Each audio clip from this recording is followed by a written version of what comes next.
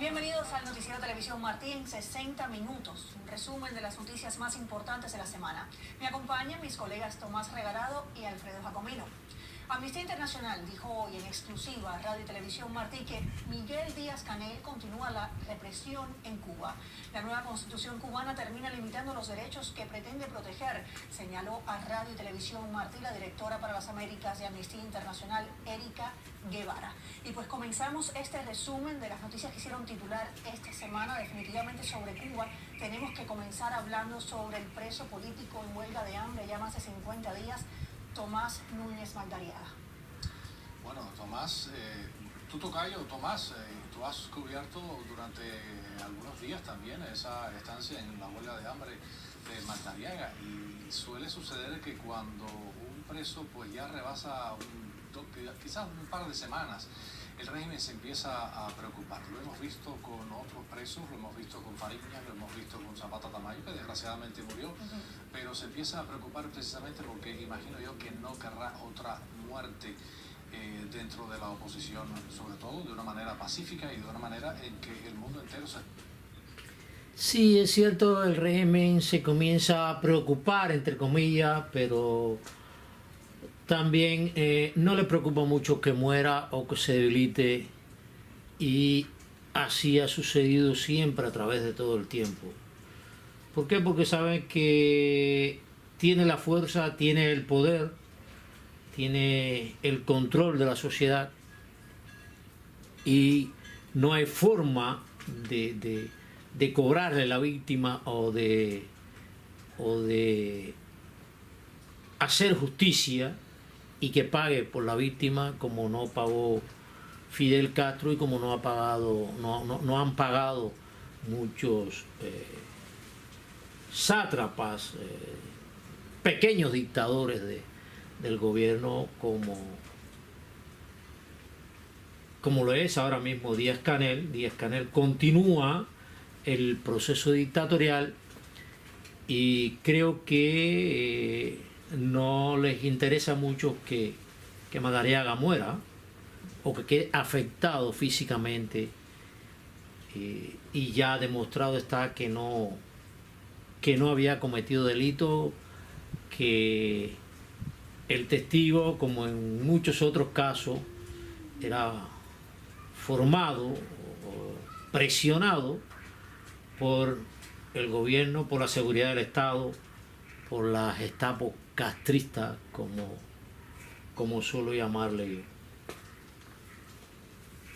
¿Está dando cuenta de lo que está sucediendo? Porque obviamente tanto el caso como Orlando Zapata Tamayo, tanto el caso como Wilma Villar Mendoza, y también otros casos como el mismo Payá, Osvaldo Payá Sardiña, esos nombres van a resaltar no solamente durante este mes o durante este año, sino por años y años y años, y cada vez que saque algo sobre el régimen van a decir: ellos son culpables por las muertes de Osvaldo Payá, son culpables por la muerte de Wilma Villar Mendoza, y son culpables obviamente por la de Orlando Zapata Tamayo.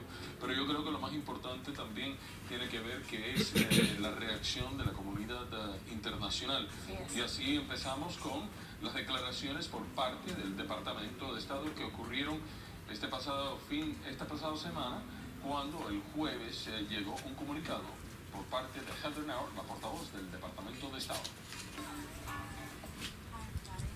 En un comunicado del Departamento de Estado, la portavoz de dicha entidad, Heather Nauert, dijo que los Estados Unidos condenan de la manera más firme posible las prácticas injustas del gobierno cubano contra los activistas de derechos humanos, y hacen un llamado a que pongan en libertad a todos los prisioneros políticos en Cuba, y en especial a Núñez Magdariaga, cuya vida está en riesgo. La portavoz dice también que los Estados Unidos denuncian que la salud del prisionero político es crítica y que las autoridades de La Habana le han negado a su familia la oportunidad de verlo. Recibimos el mensaje. Lidia Barraza, portavoz del Departamento de Estado, habló con Televisión Martí sobre las declaraciones de la señora Nauert. Los Estados Unidos están gravemente preocupados por la salud física del activista democrático que ha estado en huelga de hambre por más de 50 días en protesta de su injusto encarcelamiento. Tomás Núñez Magdariaga, miembro de la organización opositora Unión Patriótica de Cuba, UNPACO, fue arrestado por el régimen y condenado en un juicio sumario donde le negaron la oportunidad de presentar testigos a su favor. La democracia cubana y los activistas de derechos humanos hace tiempo experimentan denuncian el uso arbitrario de la detención por parte del gobierno cubano, apoyándose con cargos ilegítimos. José Daniel Ferrer, líder de la UNPACO, en entrevista con Radio Martín, reaccionó desde Cuba a las declaraciones de Estados Unidos. Agradecemos enormemente al Departamento de Estado de los Estados Unidos de Norteamérica por este comunicado a favor de la vida y de la libertad de Tomás Núñez Madariaga, uno de nuestros presos políticos, los cuales tiene más de medio centenar de activistas en prisión. El comunicado del Departamento de Estado señala que la condición física de Núñez Madariaga es una cruel confirmación de estas prácticas injustas y sirve como un recordatorio oscuro de la carencia del debido proceso para quienes critican al gobierno cubano. Los Estados Unidos condenan de la manera más firme posible esas prácticas y hacen un llamado al gobierno cubano a fin de que ponga en libertad a todos los prisioneros políticos en Cuba, y en especial al señor Núñez, cuya vida está en peligro.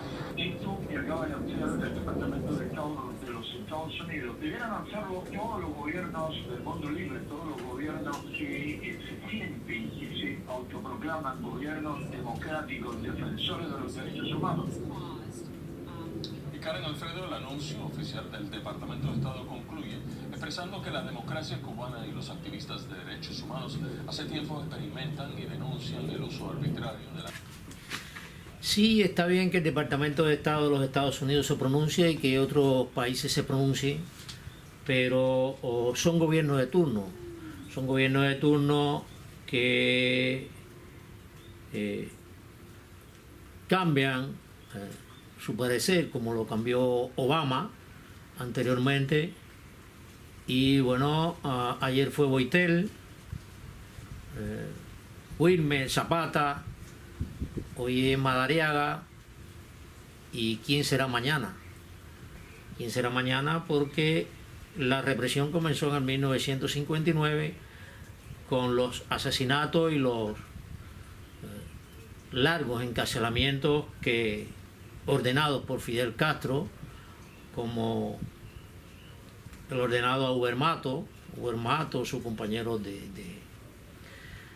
lucha y su amigo. Bueno, amigo entre comillas, porque no creo que un amigo le pueda hacer eso a otro. Y fueron muchos y siguen siendo la represión, el golpe, el encarcelamiento, la amenaza constante, y eso ha continuado durante 60 años. Y bueno, yo diría que es hora de que no solo se pronuncien estos gobiernos, sino se hagan tomen medidas más fuertes que presionen al gobierno cubano, que lo arrinconen a permitir que se pueda disfrutar de los derechos humanos como se disfrute en cualquier parte del mundo.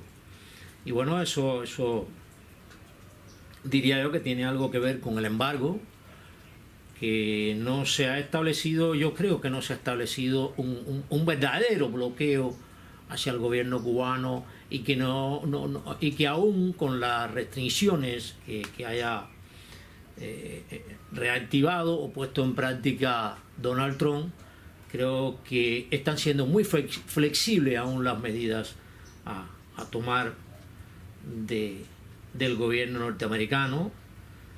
Y bueno, qué decir de otros países como la Unión Europea, que restablece las relaciones, aún sabiendo que todas estas cosas continúan sucediendo dentro de Cuba. Díaz-Canel es otro engendro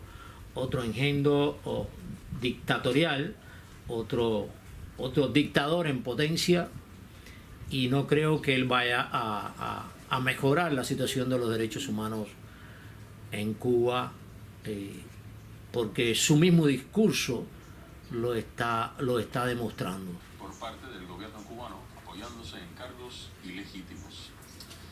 Tomás, hay que recordar que hace muchísimos años, en la década del 70, si mal no recuerdo, Pedro Luis Boitel murió de una huelga de hambre. Cierto, fue el primero que murió de una huelga de hambre. Hace muchísimos años hay gente que lo ha perdido en la historia, pero a partir de Zapata Tamayo se le da un peso y una atención a las huelgas de hambre en Cuba con mucha más importancia.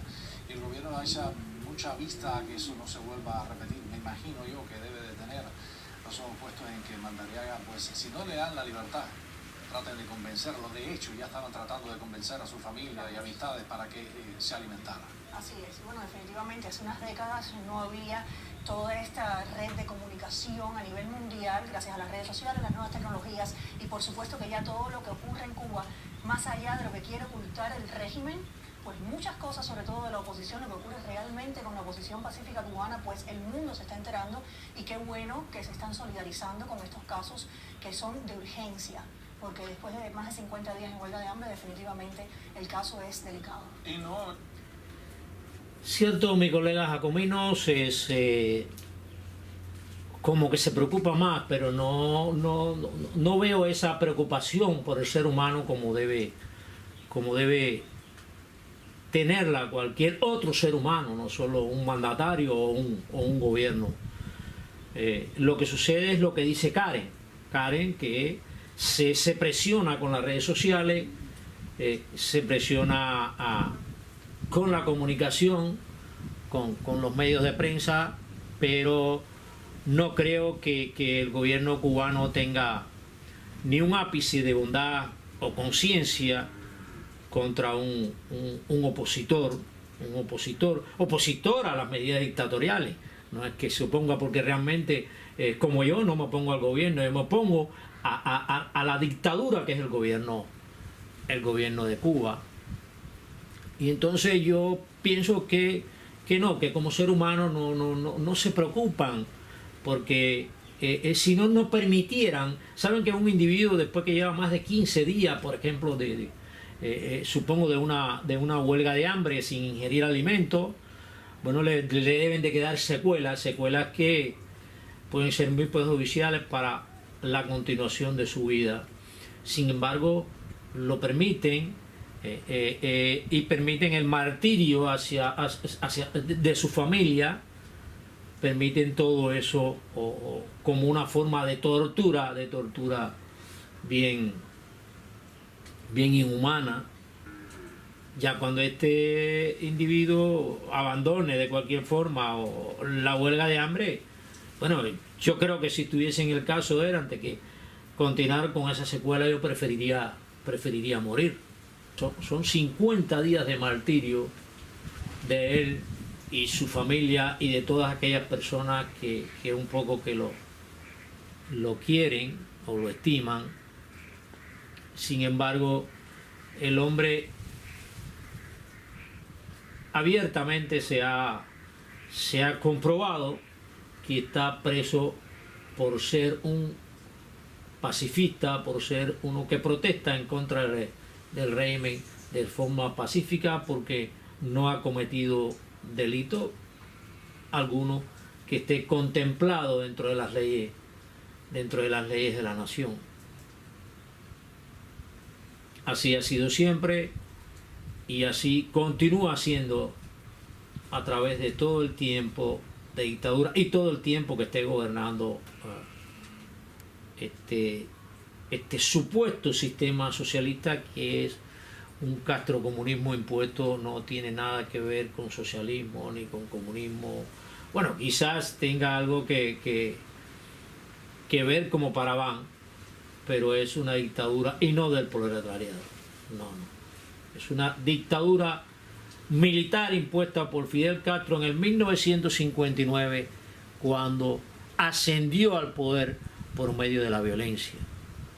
Por eso digo que es hora de que no solo los Estados Unidos, y no solo se pronuncien, sino actúen.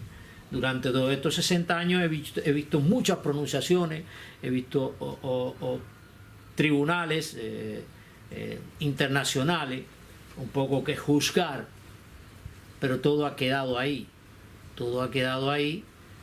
y no creo que se haya hecho algo efectivo que presione, que determine que estas situaciones no se sigan dando dentro de la nación cubana.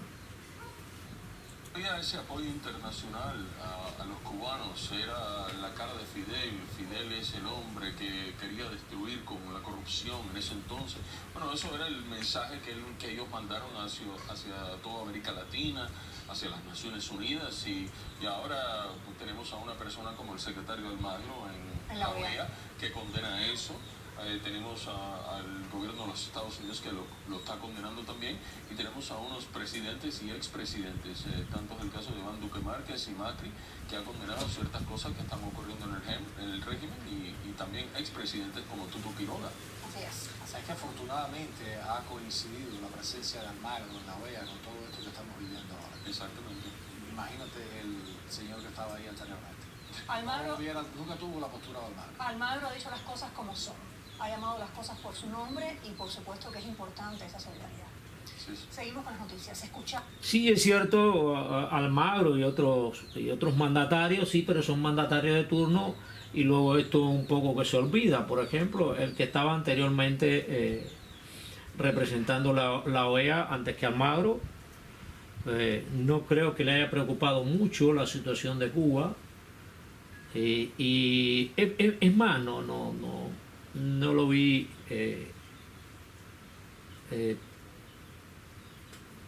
pronunciarse fuertemente en ninguna ocasión.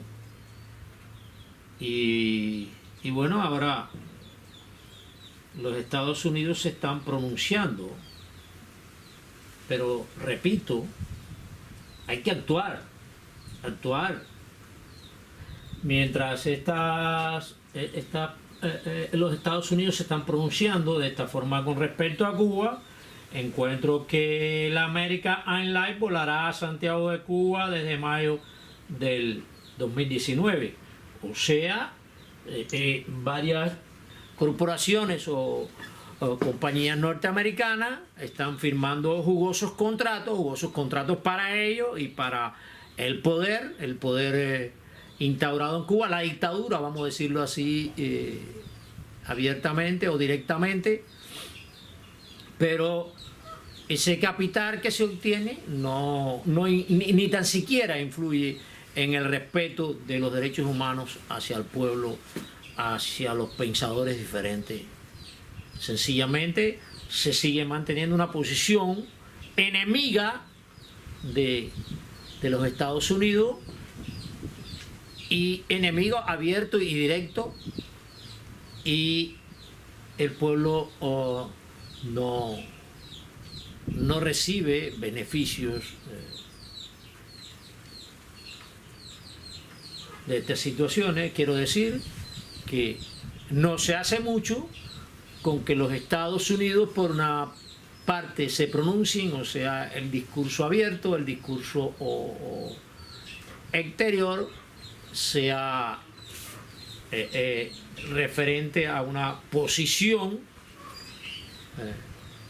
hacia el gobierno de Cuba, y por detrás se realicen contratos como cuando el gobierno de Obama y ambos, esas inescrupulosas compañías y la dictadura reciban jugosas ganancias que se emplean también en fortalecer la dictadura. Denuncias y testimonios de activistas cívicos y periodistas cubanos que viven en Cuba y fuera de Cuba. Para quienes residen en la isla, el ente patrocinador del evento celebrado este pasado lunes pidió al régimen de La Habana que no sean afectados por ninguna medida represiva. Un informe general que... En la audiencia, la representante de las damas de blanco al extranjero pidió la libertad de miembros de ese grupo femenino y mencionó el caso del opositor Tomás Núñez Magdariaga, que este miércoles cumple 50 días en huelga de hambre. Aymara Nieto Muñoz, pendiente de juicio pero en prisión. Yolanda Santana Ayala, sentenciada a 1 año y 4 meses de cárcel. Y Xiomara de las Mercedes Cruz, sentenciada a 1 año y 4 meses de privación de libertad. Tengo aquí otros nombres también de damas de blanco, como Nieves Caridad Matamoro González, 1 año y 6 meses de prisión. delito exigir sus derechos. Marta Sánchez González, cárcel del Guatao, delito para mí exigir sus derechos. Y próximamente creo que será llevada a juicio a otra de las damas de blanco, Daisy Artiles, que se le pide 5 años de privación de libertad, delito exigir sus derechos. Quiero tomar esta ocasión para pedir que sean solidarios con Tomás Núñez, activista de la UNPACU, que lleva 48 días en huelga de hambre y su vida corre peligro. Soy periodista independiente, resido en La Habana. La participación de activistas en Cuba llegó en forma de testimonios grabados en video. 159 domingos represivos del Departamento de Seguridad del Estado contra la campaña Todos Marchamos. 2 guardias salieron a arrestarme de una forma violenta, donde una de ellas me coge por el hombro, el cual tengo lesionado, y con la otra mano me coge la cara. Con la tonfa me aplica una llave que comienza a asfixiarme porque me lleva la tráquea hacia atrás, siento incluso que me orino. Le dije incluso me voy a desmayar. La comisión manifestó su apoyo tanto a opositores como a periodistas independientes en la isla. Realizo mi actividad con el mayor apego a la ética y la verdad, pero la verdad casi siempre molesta a mi gobierno, que tiene una fuerza de choque al margen de la ley de la seguridad del Estado, y a la que he sido víctima de 2 detenciones arbitrarias por 3 días cada uno. También se denunció la criminalización del ejercicio del periodismo alternativo en la isla. Una de las primeras veces que fui arrestado violentamente, no llevaba intenciones ni tan siquiera de levantar mi voz para pedirle respeto a los derechos humanos. Yo llevaba 25 o 30 cartas de derechos humanos para repartirlas de mano en mano y a aquellas personas que quisieran aceptarlas, pero las lancé al aire en frente del Yara, o sea, en el centro del Vedado, allí en el área del Copelia, porque fui agredido. Esos señores que están en la foto me agredieron, realmente me agredieron y me arrestaron violentamente, me torcieron los brazos, y fue así como yo lancé las cartas de derechos humanos al aire. Fue una reacción a la violencia que cometieron contra mi persona. Y así, bueno, no recuerdo las tantas veces que después he sido arrestado violentamente, y yo creo que no hay derecho para eso. Esa fue una de las primeras veces que fui arrestado violentamente. Anteriormente había sido arrestado, pero no con tal violencia. Por suerte, era el día 10 de los derechos humanos, siendo signataria de la Carta Universal de Derechos Humanos. Después fui arrestado en todas las ocasiones que estuve cubriendo las damas de blanco en el Parque Gandhi. Dentro de ellas, algunos arrestos fueron muy violentos. Por ejemplo, en una ocasión, un fornido agente de seguridad me torció los brazos atrás y me presentó a los individuos, al público, a los testaferros, a los represores del pueblo, supuestamente del pueblo, que había traído allí el gobierno para que me golpearan. Recuerdo que una señora pasó y me dijo: mira, tan viejo que estás para eso. Otra persona pasó y me dijo: viejo maricón. Y otra persona me aló la barba. Y yo creo que no hay por qué hacer eso. Entonces en otra ocasión de las más violentas, fui estrangulado por un agente. Yo tenía una lesión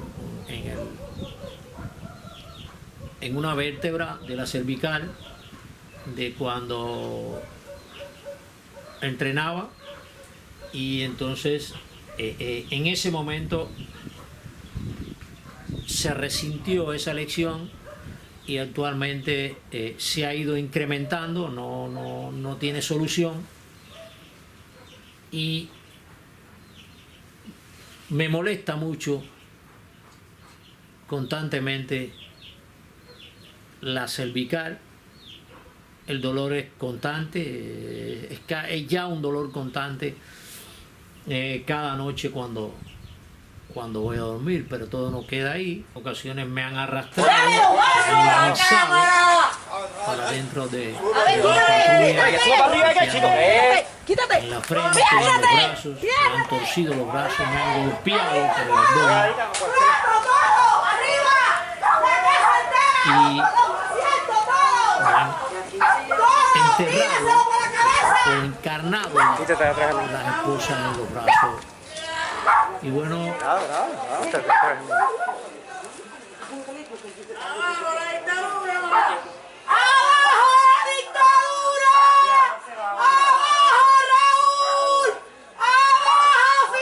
lo último que hicieron contra mi persona fue venir a este lugar y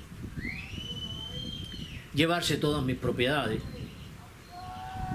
mi laptop, mi cámara, mis memorias que había traído de los Estados Unidos. Todo vinieron aquí las fuerzas combinadas entre la seguridad de Estado y la contrainteligencia y la policía, y me quitaron todo, hasta una moto eléctrica que yo había comprado con el dinero que había traído de los Estados Unidos, dinero que no me entregó la oposición allá, ni los reaccionarios, como le llaman ellos, ni esos buenos cubanos, patriotas, que están en contra del poder. No, ese dinero no me lo habían entregado ellos, ese dinero lo había ganado yo, una parte, y otra parte me la habían entregado mis amigos de infancia, que muchos están en los Estados Unidos y se acordaban de mí y venían y me entregaban a veces $100, 20, 30, 40, 50, asombrosamente. Amigos de la infancia que yo casi ya no conocía, hacía décadas que no los veía, y ese dinero, cuando llegué aquí a Cuba, yo compré legalmente esa moto eléctrica y también me la quitaron. No me quitaron televisor, refrigerador y eso, como suelen hacer para desmantelar a los activistas, pensadores, periodistas, como se le quiere llamar, opositores, porque no tengo televisor, no tengo refrigerador, no tengo nada más que ellos hubiesen podido llevar. Ese fue el último acto cometido contra mi persona. Ya van con esa cámara, son 3 cámaras que me han quitado, 3 cámaras de video y fotografía que he perdido en manos del régimen. Es hora de que esto acabe, de que esas damas de blanco que no tienen delito, que el único delito de ella es reclamar el ejercicio de sus derechos humanos, derechos que por naturaleza le corresponden, por condición humana les corresponden. Y si están acusadas o se han acusado de impago de multas, las multas por escándalo o por desorden público, el mismo desorden que producen los individuos que el gobierno cubano lleva allí así, sí, autorizados a hacer el desorden público y el escándalo público a ofender, a humillar, a intentar humillar a todos los pensadores diferentes y después ser agredido por la fuerza represiva, además de ello por la fuerza represiva. Entonces todos esos individuos deben de ser sancionados con multas o juicios reales, porque estos son juicios arbitrarios, no por juicios reales, porque ellos son los que hacen el escándalo y el desorden social. Estas personas, los activistas, solo en muchas ocasiones solo se han defendido de la agresión y entonces los han acusado de desacato. A los agredidos se han acusado de agresión. Creo que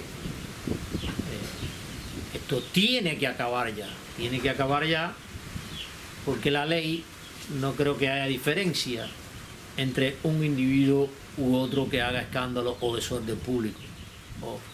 Sobran las razones para no pagar esas cuantiosas multas que imponen, porque ya digo que si se multaran a las dos partes, bueno, por lo menos había un margen de que se está cumpliendo la ley.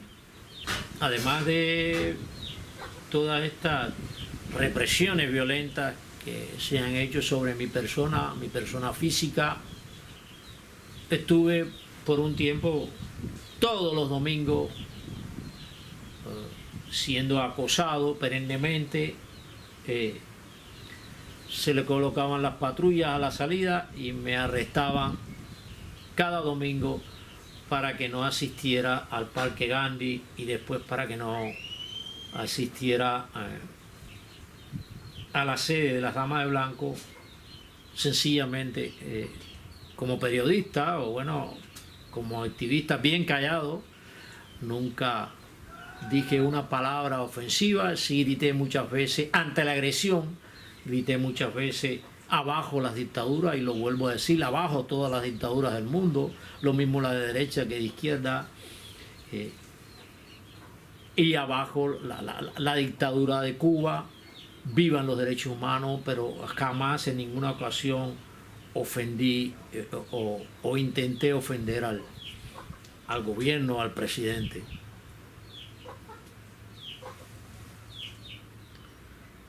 Actualmente sigue el acoso sobre mi persona, sigue el intento de control sobre mi persona.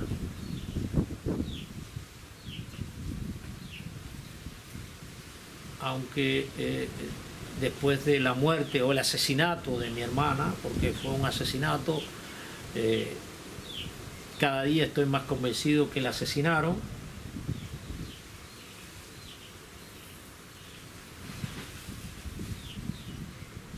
Me siento muy dolido y realmente no estoy siendo tan activo ni en la prensa ni en el activismo. Asombroso como hace algunos días, cuando sacaba las fotos de la represión a las Damas de Blanco, el represor directo que reprimía a mi hermana sigue trabajando y sigue desempeñando su labor de represor. Me asombro porque creo que si me hubiese sucedido a mí, en ese caso, que fuera yo el que reprendiera a una persona y que un poco que hubiese sido la causa de su muerte, más a una mujer, madre, con dos niñas menores, yo creo que hubiese dejado la profesión para siempre. Sí, porque él no la golpeó nunca, no creo, pero mandaba a arrestarla violentamente, a arrastrarla hacia un carro patrulla, a esposarla y después dejarla dentro de un calabozo, sabiendo que estaba enferma y que tenía varios padecimientos, que no se ha comprobado que haya muerto de esos padecimientos, pero que podrían haber influido en su muerte, en su asesinato. Sí hablo ya de asesinato porque no queda otra si no se me demuestra lo contrario. Mi hermana, yo digo que fue asesinada y forma de demostrarlo no tengo, porque si fuera a pedir explicación a los médicos nunca dirían la verdad si no estuviesen fuera de Cuba, porque tienen que decir lo que el gobierno dice que digan. Y aunque no haya sido asesinada directamente, sí influyó mucho la presión constante sobre ella, sobre su familia, ese acoso constante. Sí, estoy seguro que casi determinó sobre su salud. Estuve a su lado durante 18 días y no se me olvida nunca ese miedo que se reflejaba en sus ojos, en su rostro. Como precisamente cuando escuchó el diagnóstico y dijo que había que trasladarla al hospital Calixto García,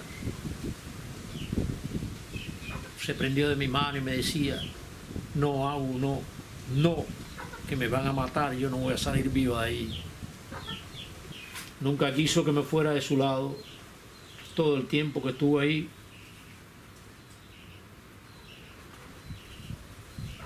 Y en las 3 ocasiones que la pasaron a terapia intensiva,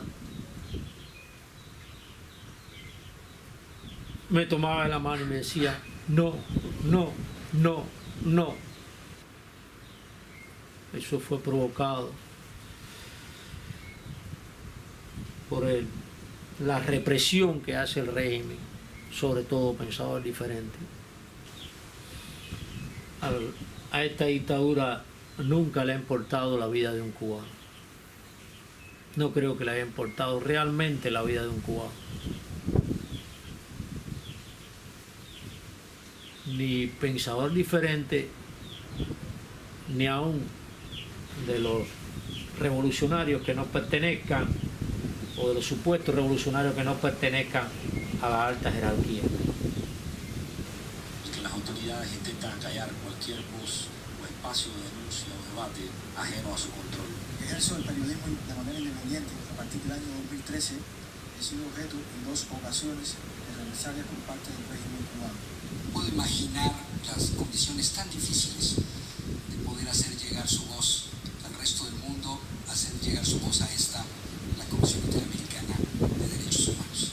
Para cerrar, la comisión pidió respeto a las personas que llegaron desde Cuba y que desde la isla hicieron llegar sus denuncias. El llamado al Estado cubano de la necesidad de respeto a los derechos de todas las personas. Están muy bien todos estos tribunales y están muy bien todas estas declaraciones y estas posiciones que se está tomando internacionalmente, pero es necesario actuar, presionar fuertemente al gobierno, no sé si con medidas económicas, si con medidas políticas, no sé de qué forma, pero hay que hacerlo. Hay que hacerlo y prestar un apoyo fuerte, fuertísimo, a los que dentro de Cuba se atreven a hacer activismo, a hacer protesta, a hacer periodismo y ser constante, perseverar en ese tipo de acción. Repito, ya creo por tercera vez, que Cuba se ha burlado todo el tiempo de este tipo de señalamiento, este tipo de declaración. Se ha burlado de todos los organismos internacionales, incluyendo la ONU. Por lo tanto, si no se actúa, si no se actúa con fuerza,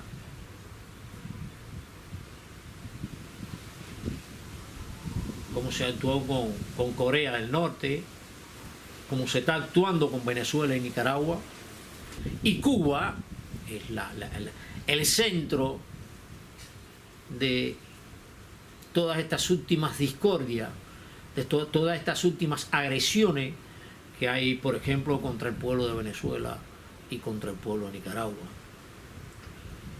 Cuba es la llama, el centro, el volcán que esparce su lava ardiente hacia todos estos países, y lo seguirá haciendo si no se toman fuertes medidas y se acaba de exterminar el régimen implantado por Fidel Castro de 1959 por medio de la violencia aquí en Cuba.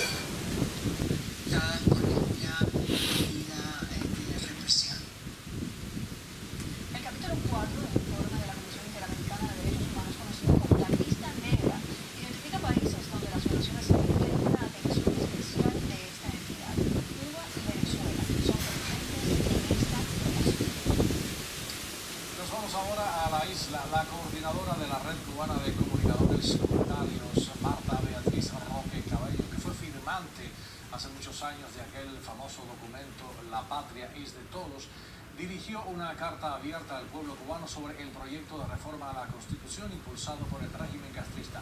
En la misiva, la opositora dijo que no se trata de una constitución, sino de un reglamento dictatorial para mantener al pueblo cubano subordinado al único partido que hay, al Partido Comunista. Porque el proyecto de ley es un proyecto de hecho, no de derecho, porque sencillamente el Partido Comunista de Cuba está por encima de la Constitución en este proyecto. E indiscutiblemente todos sabemos que en cualquier país del mundo lo más importante es la Constitución, que es la ley de leyes. De la Constitución brotan el resto de las legislaciones que va a tener el país. En Cuba, el Partido Comunista ha introducido toda una serie de aspectos dentro de la Constitución que lo hacen dueño total del pueblo de Cuba. Esto es un reglamento dictatorial que ha hecho el partido para envolver en esta situación al pueblo de Cuba. Bueno, durante la presidencia de Barack Obama, Marta Beatriz Roque visitó aquí en Miami. Hay una persona que le hizo una pregunta: ¿cómo va a despertar el pueblo cubano después que llegue el presidente Barack Obama a la isla? Y Marta Beatriz tuvo una respuesta lapidaria, igualito que se despertó el día anterior. Marta Beatriz es una de los firmantes de La Patria de Todos. Ese documento tan importante, histórico. Recomiendo que si pueden leerlo de la manera que puedan, o si nos pueden escribir o contactarse con nosotros se los podemos enviar de manera directa, porque es un documento histórico muy importante en la historia y en la democracia que necesita Cuba. Yo creo que continúan estos opositores tratando de desenmascarar lo que es este llamado cambio de constitución, porque están diciendo que es una reforma nueva, que ahora por primera vez hay una persona que es el llamado presidente o sucesor, que no es Castro.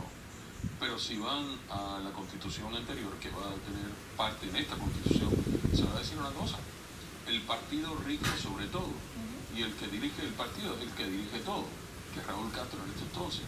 Hay que seguir desenmascarando estas cosas, y yo creo que tanto la carta de Marta Beatriz como las declaraciones de José Daniel Ferrer y otros, Rosa María y todo el mundo que están ahí luchando día a día para tratar de desenmascarar este gobierno, este régimen, no solamente dentro de la isla, sino también afuera de la isla, porque ese ahora es el nuevo truco. Ahora Miguel Díaz-Canel bailando.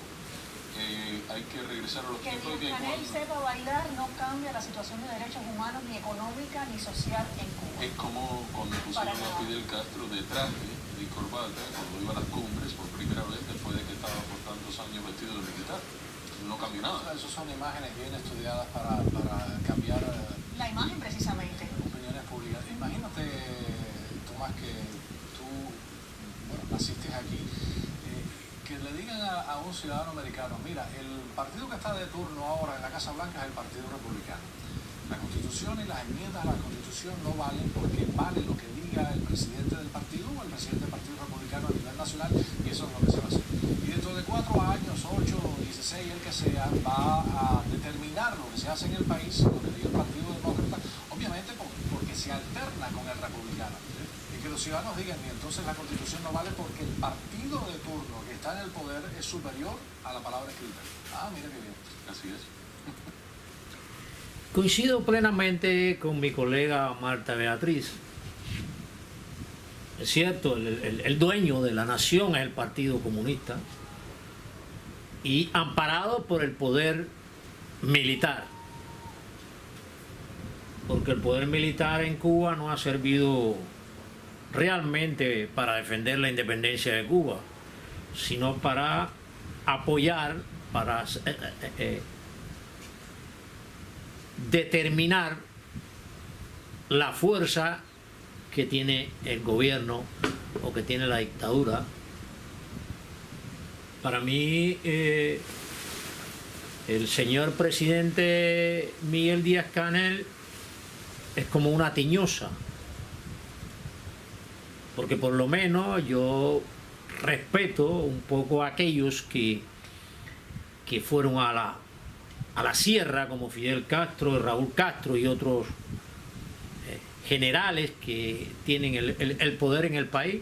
Los respeto un poco porque dentro de todo yo considero que fueron valientes, que fueron osados y que se batieron arriesgando la vida, porque realmente de una forma u otra arriesgaron la vida para implantar esta dictadura. Pero no entiendo o no tengo por qué respetar a esta sí tiñosa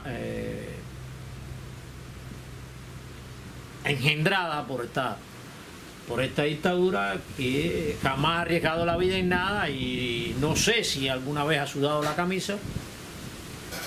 Bueno, este pichón de dictador, que también se haga un dictador. No creo, ni yo, ni creo que algunos militares que sí se han jugado la vida por mantener el poder o por mantener el régimen dictatorial, le rindan ningún tipo de respeto, aún continuando por la misma línea dictatorial.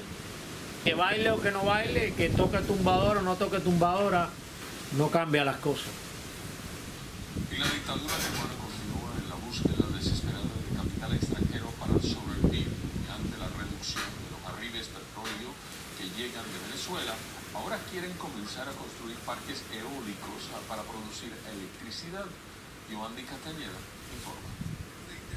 El régimen castrista anunció que construirá una central bioeléctrica y un parque eólico con financiación india. La estación sería supuestamente de 50 megavatios, según informaron medios de prensa oficialistas, pero aún se desconoce a cuánto ascenderá el crédito que otorgará el país asiático. El proyecto es otro intento del gobierno cubano de maquillar con dinero ajeno la incapacidad para resolver los graves problemas energéticos que afectan a la isla.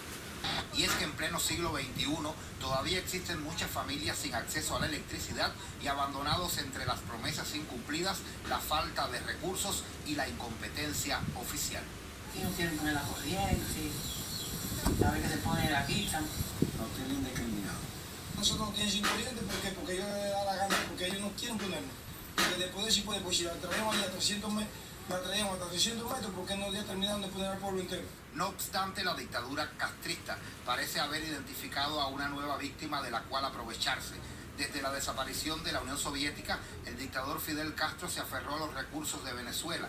La paupérrima situación en la que está sumida la economía chavista hizo que en el 2016 China se convirtiera en el principal socio comercial de la isla y ahora entra en las conversaciones la India. De hecho, su presidente Ramnath Kovind visitó recientemente Cuba en la primera visita de un dirigente de ese país a la isla caribeña en más de 6 décadas. De la construcción del parque eólico no se brindan muchos detalles. Bueno, realmente no estoy en contra de que se haga 1 o 10 parques eólicos aquí en Cuba. Siempre he optado por cuidar el medio ambiente y sí he sido muy opuesto a lo de Chávez en Venezuela. Menos mal que desapareció, como se vanagloriaba en la explotación que iba a hacer sobre los yacimientos de petróleo. Y también estoy en contra de esas inversiones que está haciendo, por ejemplo, una empresa canadiense aquí en Cuba para explotar los pocos yacimientos de petróleo que tiene la isla. De hecho, un proyecto de constitución que escribí en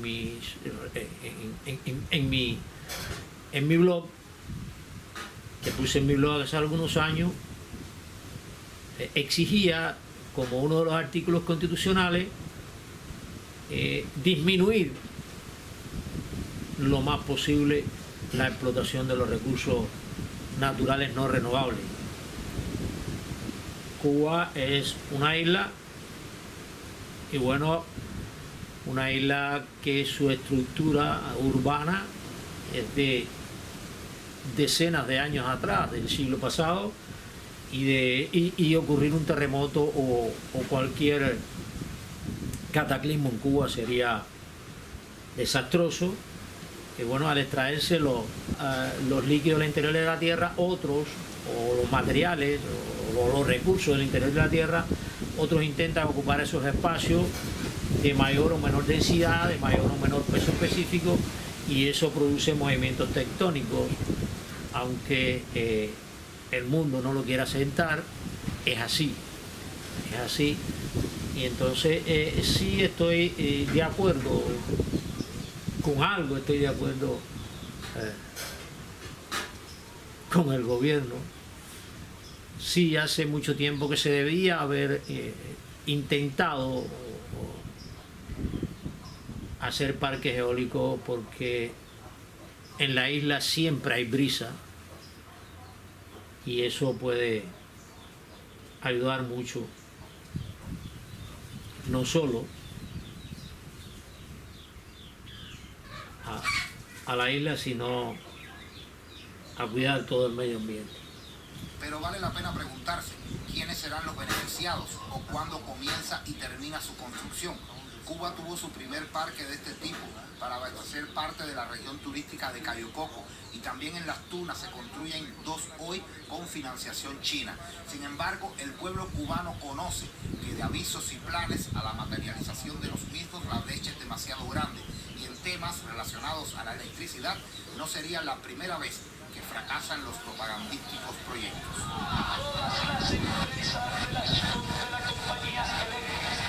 Desde la expropiación de propiedades privadas en Cuba, entre ellas la compañía eléctrica, todo en materia de energía ha sido un fiasco para el gobierno. Quizás el más notable sea la central nuclear de Juraguá, comenzada a construirse en 1990